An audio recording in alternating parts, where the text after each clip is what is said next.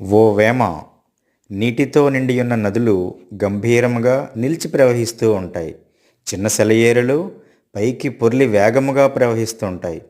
చెడ్డ గుణములు కలవారు మాట్లాడినంత తొందరగా మంచి గుణములు గలవారు మాట్లాడరు. అల్పుడు ఎప్పుడూ ఆడంబరంగా మాట్లాడతాడు.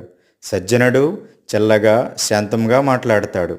కంచు మ్రోగినట్లుగా బంగారం మ్రోగదు కదా. కులములో ఒక వ్యక్తి గుణవంతుడున్నట్లయితే ఆ కులమంతా అతని వలన గౌరవాన్ని పొందుతుంది. వనములో ఒక్క మంచి గంధపు చెట్టు ఉంటే ఆ వనమంతా వాసన వెదజల్లుతుంది. పూజ పునస్కారముల కంటే బుద్ధి ప్రధానం. మాట కంటే మనసు ప్రధానం. కులము కంటే గుణము ప్రధానం. చెరకు మొక్క చివర కంకి పుట్టి చెరకు యొక్క తీపిని చెరచును. ఉత్తమ వంశములో దుష్టుడు పుట్టిన ఆ వంశము యొక్క గౌరవం నశించును.